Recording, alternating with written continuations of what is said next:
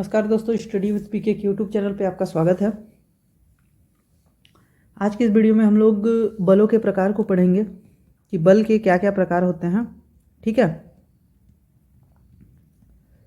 इससे पहले वीडियो जो मैं पढ़ा है उसमें बल क्या होता है, प्रकृति में उपस्थित कौन कौन से मूलभूत बल होते हैं, ठीक ना, इनके बारे में बताया। गुरुत्वाकर्षण बल, नाभिकीय बल में दुर्बल, प्रबल, फिर विद्युत चुंबकीय बल, ठीक है, और उन सब की प्रॉपर्टीज़ को बताया। और एग्जाम की दृष्टि से जो जो क्वेश्चन आते हैं इससे रिलेटेड सबको भी मैंने बताया है। जो मैंने बताया उसको आप अच्छे से पढ़ लीजिएगा। तो बलों के प्रकार को पढ़ते हैं। तो बलों के प्रकार जनरली देखा जाए तो दो प्रकार के होते हैं, एक संतुलित बल और दूसरा असंतुलित बल। ठीक है, संतुलित बल और असंतुलित बल। संतुलित बल को बोलते हैं बैलेंस्ड फोर्स, असंतुलित बल को बोलते हैं अनबैलेंस्ड फोर्स।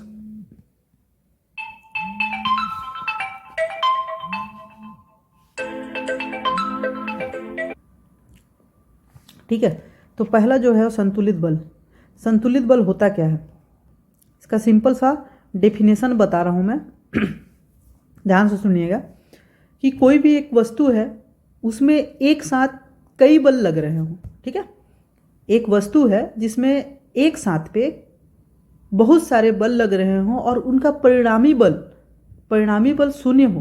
कहने का मतलब कि दो या दो से ज़्यादा बल लग रहे हैं और सबका अगर हम लोग कंबाइन रूप से देखें बल कितना लग रहा है तो जीरो आ रहा है, उनका परिणामी बल शून्य आ रहा है, तो उस प्रकार के बलों को संतुलित बल कहेंगे। ठीक है, जैसे कि एक वस्तु है, एक बक्सा है, एक आदमी इधर से फोर्स लगा रहा है, ठीक है, मान के चलिए 5 न्यूटन का बल लगा रहा है, और एक आदमी यहाँ से इसको ढकेल रहा है, इसको पुश कर रहा है, ये भी 5 न्यूटन का बल लगा रहा है। ठीक है, एक आदमी इस वस्तु को इस डायरेक्शन में बल लगा रहा है, ठीक ना, 5 न्यूटन का, और दूसरा आदमी इस वस्तु में इस डायरेक्शन में जस्ट अपोजिट डायरेक्शन में 5 न्यूटन का बल लगा रहा है। तो क्या वो वस्तु अपने स्थान से हिलेगी? नहीं, क्योंकि ये जितना बल लगा रहा है ये भी उतना ही बल लगा रहा है, लेकिन अपोजिट डायरेक्शन में, जिसके कारण ये 5 और ये 5 न्यूटन और उसके अपोजिट में लगा तो माइनस हो जाएगा, तो परिणामी बल कितना हो जा रहा है इसका? शून्य। ठीक है, शून्य परिणामी बल हो जा रहा है, तो यह वस्तु हिलेगी नहीं, वो अपने स्थान पे ही रहेगी। तो इस प्रकार की जो बल रहती है उसे बोला जाता है संतुलित बल। ठीक है, इधर से एक बल लगा, इधर से एक बल लगा, दोनों ए F1 लगा, ए F2 लगा, F1 इक्वल टू F2 है, लेकिन जस्ट एक दूसरे के अपोजिट है, तो F1 minus F2 equal to क्या हो जाएगा? 0, क्योंकि दोनों इक्वल एंड अपोजिट हैं। ठीक है, तो इस प्रकार के बल को क्या बोलेंगे? संतुलित बल बोलते हैं। ठीक ना, तो संतुलित बल में क्या होगा? वस्तु का स्थान चेंज होगा क्या? नहीं, वस्तु का स्थान परिवर्तित नहीं होगा, वस्तु का स्थान परिवर्तित नहीं होगा। ठीक है, तो इस प्रकार के बल को क्या बोलेंगे? संतुलित बल। अब इसका एक और प्रॉपर्टीज है, वो क्या है कि इससे वस्तु का स्थान तो परिवर्तित नहीं होगा परंतु उसका आकार परिवर्तित हो सकता है। ठीक है, इसका एक और प्रॉपर्टी लिखिए कि वस्तु का आकार परिवर्तित हो सकता है। कैसे होगा वो भी बता देता हूं। ठीक है, इसमें क्या क्या याद रखना है आपको?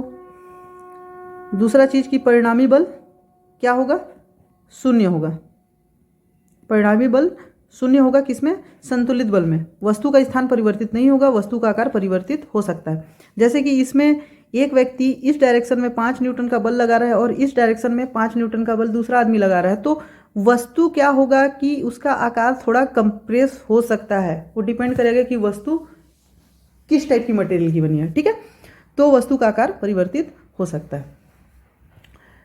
ठीक है, चलिए दूसरा जो है वो असंतुलित बल। असंतुलित बल, असंतुलित बल क्या होता है?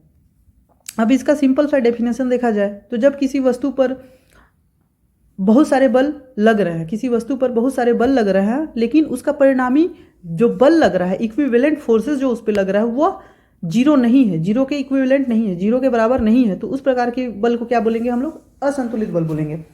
ठीक है, जैसे कि ये वस्तु है, यहाँ पे एक आदमी लगा, इसको पुश कर रहा है, ठीक है, ये 5 न्यूटन का बल लगा रहा है। दूसरा आदमी यहाँ पे खड़े होकर इसको फिर से पुश कर रहा है, ये 3 न्यूटन का बल लगा रहा है। ठीक है, 3 न्यूटन का बल लगा रहा है। तो F1 और F2 दोनों अपोजिट डायरेक्शन में लग रहे हैं बल, तो क्या हो जाएगा? 5 - 3, तो इक्विवेलेंट बल क्या हो रहा है? 2, जो कि जीरो के बराबर नहीं है। तो इसमें क्या होगा कि वस्तु जो है थोड़ा सा इस डायरेक्शन में खिसकेगा, क्योंकि जो F1 बल लगा रहा है मतलब 5 न्यूटन का, वो ज़्यादा है 3 न्यूटन से, तो वस्तु का डायरेक्शन इस डायरेक्शन में थोड़ा सा खिसकेगा। तो क्या होगा? इसका आप प्रॉपर्टीज लिख लीजिए। परिणामी बल 0 नहीं होगा, परिणामी बल 0 नहीं होगा। दूसरा, स्थान परिवर्तित होगा, इसका स्थान परिवर्तित होगा। ठीक है, और तीसरा, आकार परिवर्तित नहीं होगा, नहीं होगा या हो भी सकता है। ठीक है ना, नहीं होगा या भी हो भी सकता है। ठीक है, ये याद रखिएगा। अब इसका एक उदाहरण देख लीजिए। जैसे कि आपने देखे होंगे कि रस्सी कसी एक होता है, मैच होता है, एक रस्सी रहता है जिसमें प्लेयर्स होते हैं दोनों साइड पे। ठीक है, बीच में एक लकीर रहती है, इस लकीर को खींचते हुए मतलब इस डायरेक्शन में फोर्स लगाते हैं दोनों टीमें, जस्ट मतलब खींचते हैं रस्सी को, तो उल्टा डायरेक्शन में लगाते हैं। चलिए, ये वाली जो टीम है वो 5 न्यूटन का लगा रही है बल, और ये जो दूसरी टीम है 3 न्यूटन का बल लगा रही है। तो बल का डायरेक्शन किधर हो जाएगा? इधर, मतलब इधर रस्सी, मतलब ये जो है वह इधर थोड़ा बढ़ने लगेगा। टीम जो बी है, टीम बी थोड़ा सा इधर आने लगेगा। तो यह होता है असंतुलित बल का एग्जाम्पल। ठीक है, हाँ, ठीक है। तो यदि एक वस्तु एक समान वेग से चल रही है, एक चीज, एक टर्म और बता रहा हूं, यदि एक वस्तु है जो एक वेग से चल रही, एक समान वेग से चल रही है, तब वस्तु पर लगने वाला बल क्या होगा? संतुलित बल होगा। याद रखिए, एक समान वेग से चल रहा है तो उस पे जो बल लगेगा उस वस्तु पे, वो क्या होगा? संतुलित बल। ठीक है, संतुलित बल होगा। जबकि वस्तु पर कोई बाह्य बल ना लगा हो। इसका कंडीशन क्या है? वस्तु पर कोई बाह्य बल ना लगा हो, वस्तु पर बाह्य बल ना लगा हो, मतलब कि कोई भी वस्तु है जो कि एक समान वेग से चल रही है और उस पर कोई बाह्य बल नहीं लगा होगा, तो उसका जो उस पर लगने वाला जो बल होगा वह संतुलित बल होगा। इसी प्रकार यदि किसी वस्तु पर असंतुलित बल लगा है तो वह वस्तु के वेग तथा गति की दिशा को परिवर्तित कर सकता है, क्योंकि असंतुलित बल से क्या होता है कि कुछ ना कुछ अमाउंट में, मतलब इक्विवेलेंट या परिणामी बल जो रहेगा वो कुछ ना कुछ रहेगा ही, जो कि उसकी वेग तथा गति की दिशा को भी परिवर्तित कर सकता है।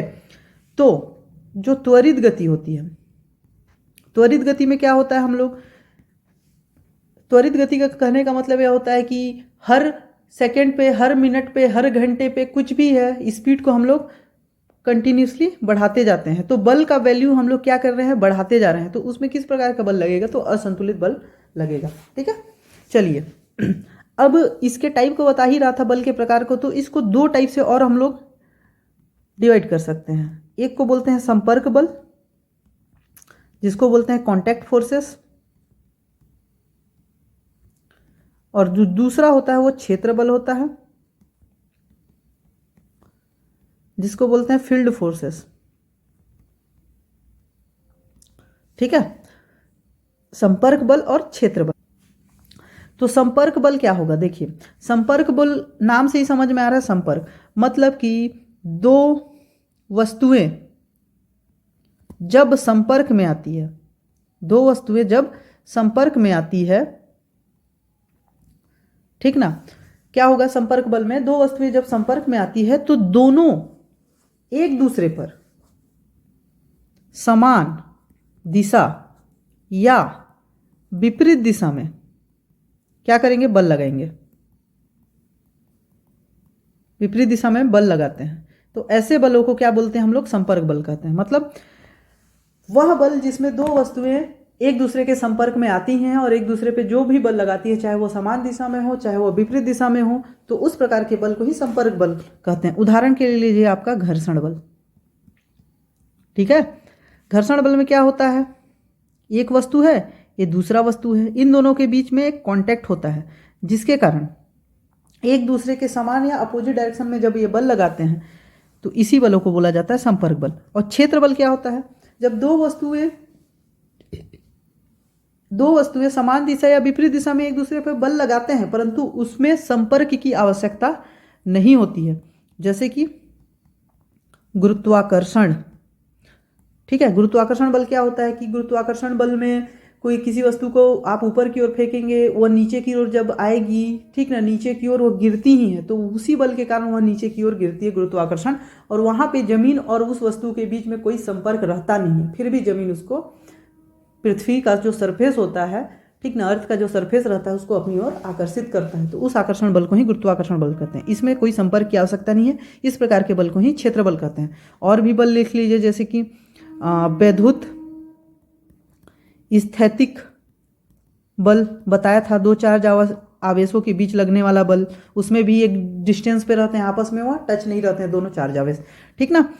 तीसरा चुंबकीय बल, इसको भी बता दिया था कल के वीडियो में कि दो पोल होते हैं, नॉर्थ पोल साउथ पोल, एक दूसरे को आकर्षण या प्रतिकर्षण करते हैं और डिपेंड करता है कि सजातीय पोल है या विजातीय पोल है, ठीक ना। तो उन दोनों के बीच में भी कोई कांटेक्ट नहीं रहता, फिर भी एक दूसरे को आकर्षित करते हैं, तो इस प्रकार के बल को क्या बोलेंगे, और क्षेत्र बल का एग्जाम्पल है सब। ठीक है,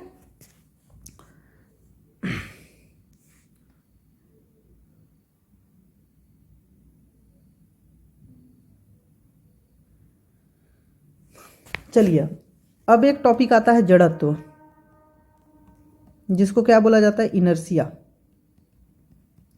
इनर्शिया या जड़त्व, यह क्या होता है, तो जड़त्व का मैं परिभाषा बता रहा हूं, ध्यान से सुनिएगा।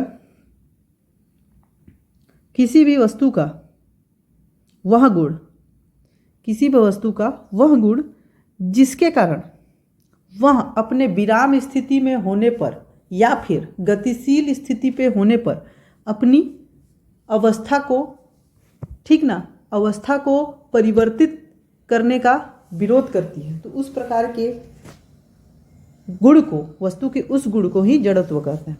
मतलब कि जड़त्व क्या है, एक गुण है जिसमें वस्तु यदि विराम है, विराम अवस्था में है, तो वह गतिशील अवस्था में होने का विरोध करेगी, गतिशील अवस्था में जाने से विरोध करेगी, ठीक है, विरोध करेगी। या फिर जब वस्तु क्या है, गतिशील अवस्था में है, वस्तु जब गतिशील है तो वह अपने विराम अवस्था में जाने से विरोध करेगी, विराम अवस्था में जाने से विरोध करेगी।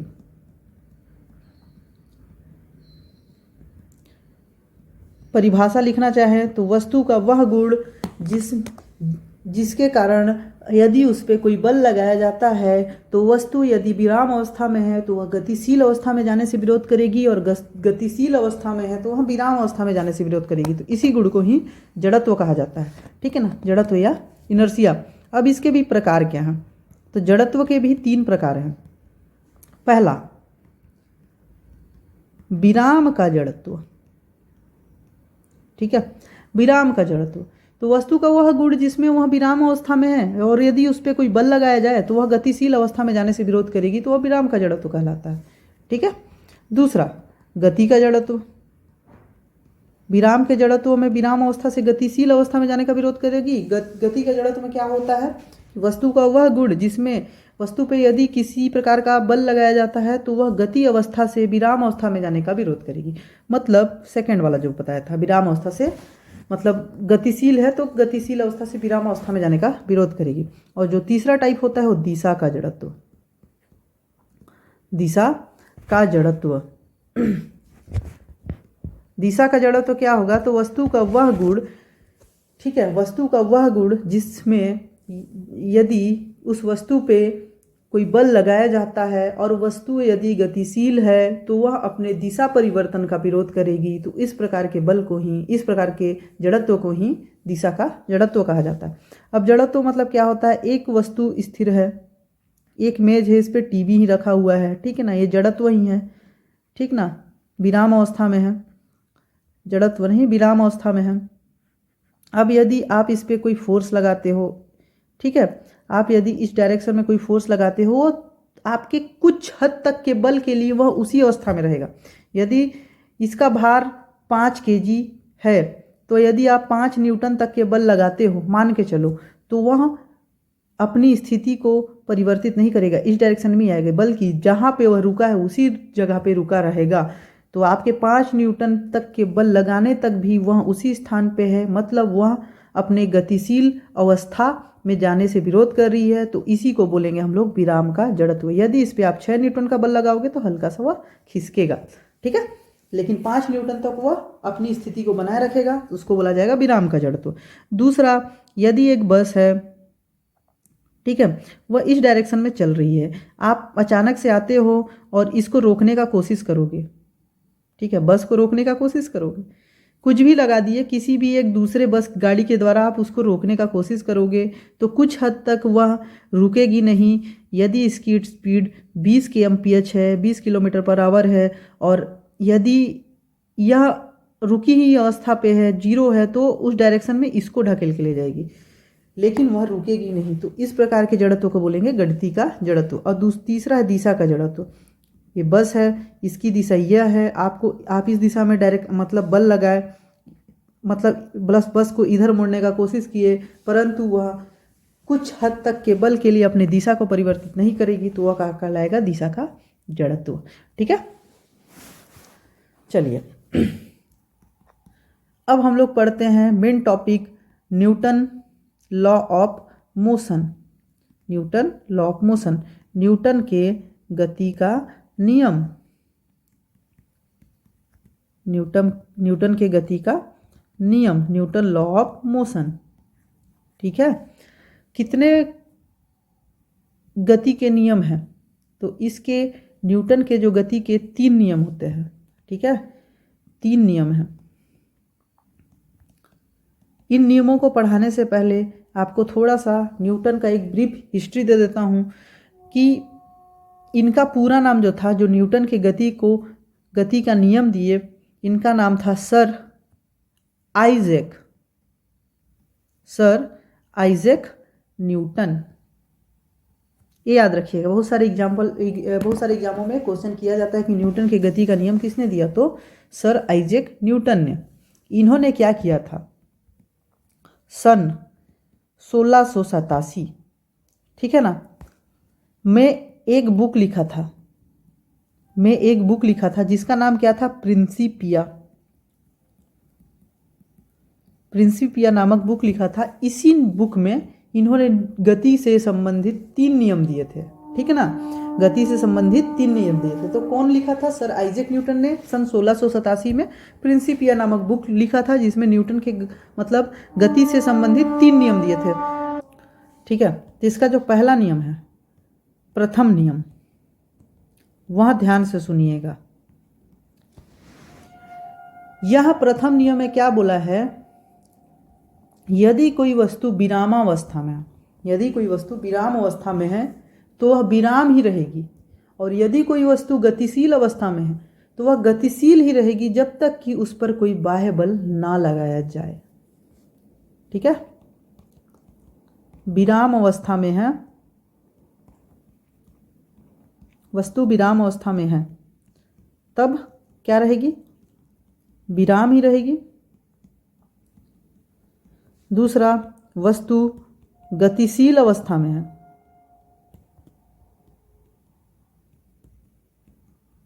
तब गतिशील ही रहेगी।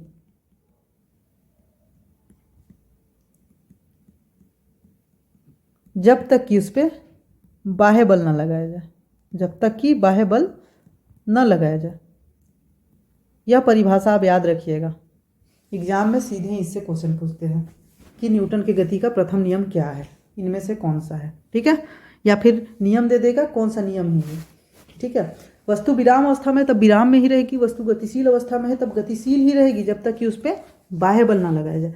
अब मैं आपको जब जड़त्व पढ़ा रहा था, इनर्शिया पढ़ा रहा था, तो आपने इस चीज़ को ध्यान दिया ही होगा कि उसमें भी बताया था कि वस्तु विराम में ही है, विराम में ही रहेगा, विराम अवस्था में तो विराम में ही रहेगा, गतिशील है तो गतिशील में ही रहेगा, ठीक है।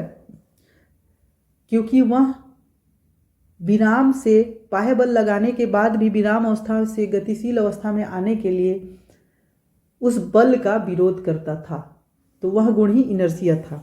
तो इसे हम लोग क्या बोल सकते हैं, जड़त्व का नियम भी कहते हैं। ये याद रखिएगा, इस नियम को क्या कहते हैं, जड़त्व का नियम भी कहते हैं। दूसरा चीज, इस नियम को क्या बोलते हैं, गैलीलियो का नियम भी बोलते हैं, गैलीलियो का नियम भी बोलते हैं। दो चीज बोलते हैं, जड़त्व का नियम और गैलीलियो का नियम। अब ये दो चीजें जो मैं बताया, जड़त्व का नियम भी कहते हैं और गैलीलियो का नियम, बहुत ही इंपॉर्टेंट है, आप इसको पढ़ लीजिएगा। फर्स्ट लॉ को ही जड़त्व का नियम और गैलीलियो का नियम भी कहते हैं, इससे क्वेश्चन बहुत सारे आते हैं, ठीक है। अब इसके उदाहरण हैं।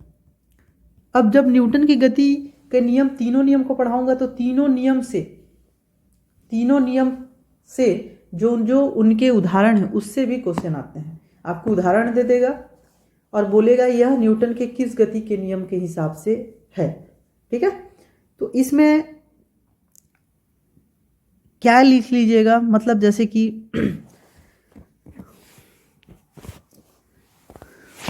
इसका उदाहरण क्या क्या जो आता है वह क्या है, पेड़ को जब हिलाते हैं आप तो उस पर फल टूटकर गिरने लगता है, इस कारण, ठीक है ना, पेड़ को हिलाने पर फल टूटकर गिरने लगना, पेड़ हिलाने पर फल का गिरना, यह इसका एक एग्जाम्पल है न्यूटन की गति का पहला नियम। वो कैसे होगा कि जैसे कि आप पेड़ को हिलाते हैं तो उसकी जो टहनियाँ रहती है स्टार्टिंग में क्या रहती है, विराम अवस्था में रहती है, ठीक है, क्या रहती है, विराम अवस्था में रहती है, और उसके फल भी विराम अवस्था में रहते हैं। परंतु जब आप पेड़ को हिलाते हैं तो उसकी टहनियाँ अचानक से गतिशील अवस्था में आ जाती है, परंतु उसके फल विराम अवस्था में ही बने रहते हैं जड़त्व के कारण। तो इस कारण वह क्या होता है, टहनियों से फल अलग हो जाते हैं और गुरुत्वाकर्षण बल के कारण नीचे गिर जाते हैं। तो पेड़ हिलाने पर फल का गिरना, ठीक है।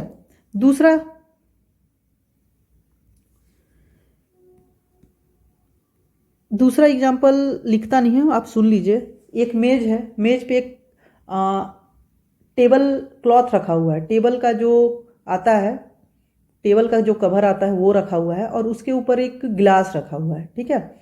अब आप अचानक से जब उस क्लॉथ को खींचते हो तो गिलास वहीं का वहीं बना रहता है और क्लॉथ बाहर निकल जाता है, ठीक है। तो यह भी न्यूटन की गति का पहले नियम के हिसाब से है, ठीक है। और एक चीज, गति जैसे कि एक कोई ट्रेन है, ट्रेन से अगर आदमी कूदता है तो कूदने से क्या होता है, वो ट्रेन की दिशा में कुछ देर तक आगे दौड़ता है या फिर गिर जाता है, ठीक है। तो क्या होता है, इसमें होता क्या है, ट्रेन गतिशील है, ट्रेन में आदमी जो खड़ा रहता है दरवाजे पे वो भी गतिशील अवस्था में रहता है, परंतु वह जब कूदता है तो उसका पैर जैसी जमीन से संपर्क होता है तो वह उसका पैर जो होता है विराम अवस्था में आ जाता है, अचानक से गतिशील अवस्था में तुरंत विराम अवस्था में हो जाता है। और बॉडी का जो अगला ऊपर का जो हिस्सा रहता है, सर वाला हिस्सा ऊपर का जो रहता है वो गतिशील ही बना रहता है, इस कारण वह नीचे की ओर गिरता है। इस कारण इसीलिए कहा जाता है कि जब भी आप ट्रेन से, मतलब कूदना तो नहीं चाहिए, परंतु जब स्पीड कम हो उस टाइम में उतरते हो तो उसी डायरेक्शन में आपको भागते रहना चाहिए, ठीक है। तो यह भी गति के नियम का, मतलब गति के पहला नियम के हिसाब से होता है। चलिए दूसरा देख लेते हैं, दूसरा नियम,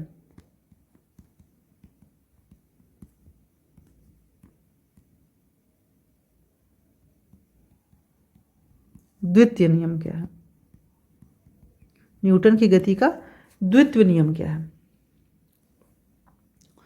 ठीक है।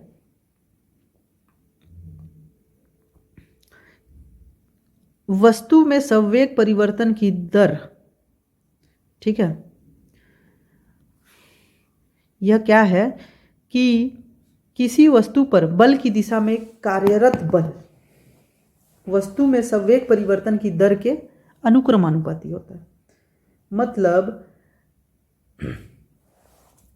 वस्तु पर जो भी बल लगता है, वस्तु पे जो भी बल लगेगा वह किसके बराबर होगा? संवेग परिवर्तन के बराबर नहीं, संवेग परिवर्तन के समानुपाती या अनुक्रमानुपाती ही बोलते हैं इसको। संवेग परिवर्तन की दर के अनुक्रमानुपाती होता है। ठीक है, इसी को बोला जाता है न्यूटन की गति का द्वितीय नियम, कि वस्तु पर लगने वाला बल उस वस्तु के संवेग परिवर्तन की दर के अनुक्रमानुपाती होता है। ठीक है ना। अब इस चीज को तो बता दिया, लेकिन मैं आपको संवेग नहीं बताया हूं, संवेग होता क्या है। ठीक है, तो संवेग क्या होता है, उससे पहले आपको संवेग बता दूं। तो संवेग का परिभाषा सिंपली लिख लीजिए, वस्तु का द्रव्यमान और वेग का गुणनफल। वस्तु का द्रव्यमान और वेग के गुणनफल को ही संवेग कहते हैं। मतलब संवेग को अगर मैं फॉर्मूला के रूप में लिखूं तो द्रव्यमान इंटू वेग, ये होता है वस्तु का संवेग। अब इसका यूनिट क्या होगा? द्रव्यमान का यूनिट क्या होता है? द्रव्यमान का यूनिट, इसको इंग्लिश में लिखो तो मास, द्रव्यमान को मास बोलते हैं, एम से डिनोट करता हूँ, और वेग को वेलोसिटी मतलब भी से, तो एम में भी लिख सकते हैं आप संवेग को। ठीक है, अब इसका यूनिट क्या होगा? द्रव्यमान का क्या होता है? केजी। वेग का क्या होता है? मीटर प्रति सेकंड। तो इसका यूनिट क्या हो जाएगा? केजी मीटर प्रति सेकंड, ये इसका यूनिट है। ठीक है, ये भी याद रखिएगा आप। और जब मैं सदिश राशि पढ़ाया था तो इसको क्या बताया था? यह एक संवेग जो होता है कौन सी राशि होगी? सदिश राशि। तो संवेग आ गया समझ में आपको। वस्तु का द्रव्यमान और वेग का गुणनफल को ही संवेग कहते हैं। ठीक है ना। अब कुछ इससे रिलेटेड एग्जांपल बता देता मैं। जैसे कि एक कार तथा एक ट्रक है। ठीक है ना, एक कार है और एक ट्रक है। कार क्या है? हल्का है। किससे? ट्रक से। ट्रक जो है भारी है। कार हल्का है, ट्रक भारी है। अब एक कार है और एक ट्रक है, उसको एक समान समय में समान वेग प्राप्त करना है। ठीक है ना, एक समान समय में, मान के चलिए 10 सेकंड में 20 का स्पीड कार को भी पकड़ना है और ट्रक को भी 10 सेकंड में 20 का स्पीड पकड़ना है। तो ट्रक को अधिक बल की आवश्यकता होगी। जो ट्रक का जो इंजन है उसको अधिक बल की आवश्यकता होगी, क्योंकि उसका द्रव्यमान कार की अपेक्षा में ज़्यादा है। तो जिसका द्रव्यमान ज़्यादा होता है उस वस्तु को रोकने के लिए या गतिशील अवस्था में लाने के लिए भी ज़्यादा बल की आवश्यकता होगी। ठीक है। दूसरा एक और सुन लीजिए। जैसे बंदूक से कोई गोली को छोड़ते हैं तो आसानी से पहुंच जाता है, परंतु यदि हम लोग पत्थर को फेंकें तो आसानी से किसी वस्तु तक नहीं पहुंचता है। किसी वस्तु को आप बंदूक से मारना है आपको तो वो तुरंत पहुंच जाएगा, और पत्थर से मारना है तो वो तुरंत नहीं पहुंचता। क्योंकि इसके पीछे रीजन क्या है? गोली का जो वेग रहेगा और आप जो पत्थर फेंके हो तो गोली का वेग ज़्यादा रहेगा। वेग ज़्यादा होने से उसका क्या होगा? द्रव्यमान मतलब संवेग ज़्यादा होगा और आसानी से अपने लक्ष्य तक पहुंच जाएगा। ठीक है।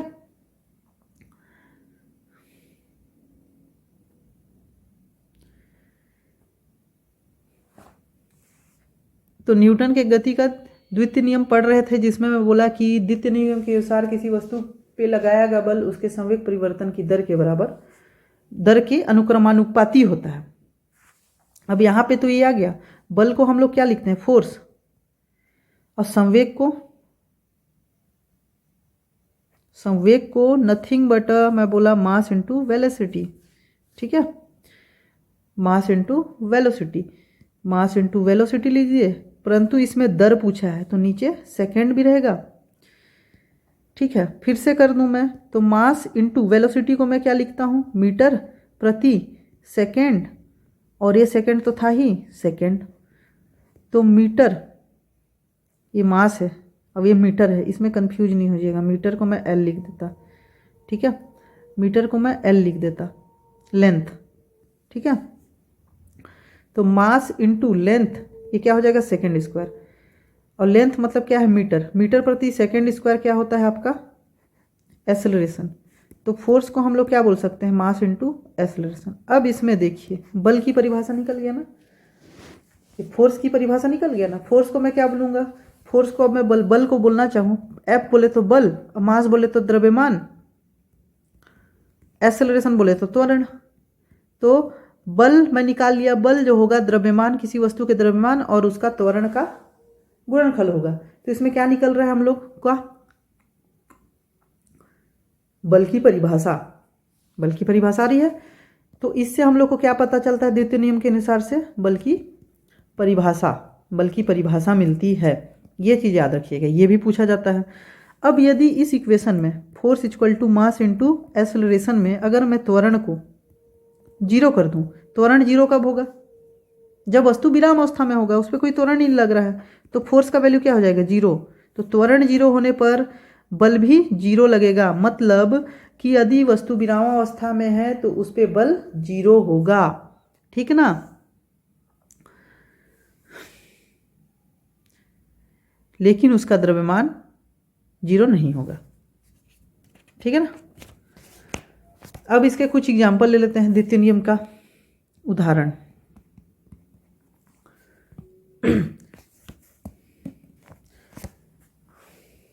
इसमें दो चीज बोला, बल की परिभाषा दिया और बल की परिभाषा दी, और ये भी बोला कि यदि वस्तु का त्वरण जीरो हो, मतलब वस्तु विरामावस्था में है, तो उस पर कोई बल नहीं लगता, ठीक है ना। जैसे कि एग्जाम्पल ले लो, इसका उदाहरण जनरली एग्जाम में ज़्यादा नहीं पूछता, पहला और तीसरे नियम का ज़्यादा पूछता, फिर भी एक एग्जाम्पल याद रखो, मैं जो बोल रहा हूँ सुनिए। एक क्रिकेट खिलाड़ी है, वह गेंद को ये क्रिकेट खिलाड़ी है, वह गेंद को कैच कर रहा है, ठीक ना। तो कैच करते टाइम वह अपना हाथ थोड़ा सा पीछे खींच लेता है, ठीक है, वह अपना हाथ धीरे से थोड़ा सा पीछे खींच लेता है। वह एक्चुअल में क्या करता है कि जिस डायरेक्शन में बल मतलब गेंद पे बल लग रहा है, ठीक है ना, ये गेंद गिर रही है नीचे की ओर, तो इसका बल का डायरेक्शन क्या होगा, नीचे की ओर, डाउनवर्ड। आपका जो ये हथेली है, ठीक है, आप नीचे की ओर खींच लिए, इसको नीचे की ओर खींचे, तो बल के डायरेक्शन में ही आप अपने हाथ को भी खींचे, तो इससे क्या होगा, गेंद का संवेग जीरो हो जाएगा, गेंद का संवेग जीरो होगा और हाथ पे लगेगा तो चोट नहीं होगा और आसानी से कैच भी कर लेगा, ठीक ना। तो यही रीजन है कि क्रिकेट मतलब गेंद को कैच करते समय अपना हाथ हम लोग पीछे खींचता है। ये एग्जाम्पल एक याद रखिएगा। चलिए इसका तीसरा नियम बता देता, थर्ड लॉ या तीसरा नियम। तीसरा नियम क्या बोलता है, तीसरा नियम बताने से पहले पहला नियम और दूसरा रिवीजन को क्विक रिवीजन कर लेते हैं। पहला नियम क्या बोला कि यदि कोई वस्तु गतिशील है तो गतिशील ही रहेगी, विराम अवस्था में है तो विराम अवस्था में रहेगी, जब तक कि उस पर कोई बाह्य बल ना लगा जाए। दूसरा नियम क्या बोला, किसी वस्तु पर लगने वाला बल जो रहता है उसके उसमें संवेग परिवर्तन के दर के अनुक्रमानुपाती होता है, ठीक है। पहले नियम में मैं आपको बताया जड़त्व का नियम भी बताते हैं, गैलीलियो का नियम भी कहते हैं। दूसरे नियम को क्या बोला, बल की परिभाषा देता है, ठीक है ना। और विराम अवस्था में यदि कोई वस्तु है तो उसका त्वरण जीरो होगा, उस केस में उस पर लगने वाला बल भी जीरो होगा। तीसरा नियम देखते हैं, वह क्या बोलता है, प्रत्येक वस्तु में लगने वाला बल, देख वस्तु पे लगने वाला, सॉरी, ठीक है, यह नियम क्या है, प्रत्येक क्रिया के बराबर और विपरीत प्रतिक्रिया होती है।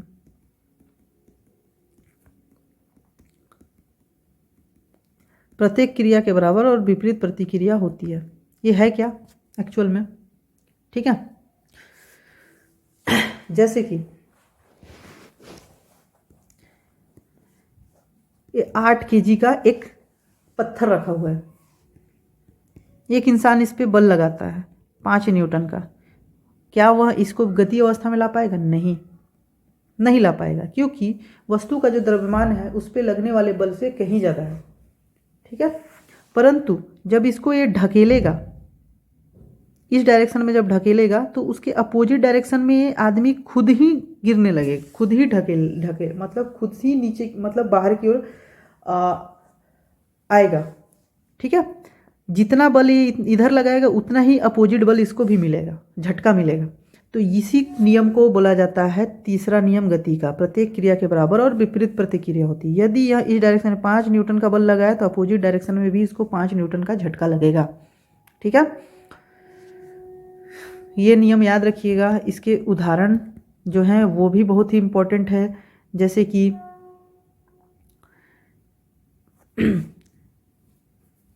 एक नाव से कोई व्यक्ति कूदता है, नाव से कोई व्यक्ति नदी में कूदता है, तो वहाँ नदी के डायरेक्शन में बल लगाता है कूदने के लिए, लेकिन नाव भी पीछे की ओर हटता है, क्योंकि जितना बल वो आगे की ओर लगा रहा है उतना ही बल नाव को पीछे साइड ढकेलने में लगा रहा है। ठीक है, ये एक नियम आता है इसका। दूसरा, राकेट का जो प्रक्षेपण होता है, राकेट का जो प्रक्षेपण होता है वह भी इसी नियम पे आधारित है। राकेट को जब ऊपर भेजा जाता है तो वह नीचे की ओर बल लगाता है, नीचे की ओर फोर्स लगाता है और उसी झटके से ऊपर जाता है। तो राकेट का प्रक्षेपण भी इसी नियम के अनुसार है। तो 2 नियम है, एक नाव के किनारे से कूदना, नाव के किनारे से कूदना, और दूसरा जो नियम है राकेट का प्रक्षेपण। ये दोनों ही बहुत ही इंपॉर्टेंट है। दोनों एग्जाम्पल किस नियम के हिसाब से ये पूछा गया? तो न्यूटन के 3rd लॉ के नियम के हिसाब से, रॉकेट का प्रक्षेपण।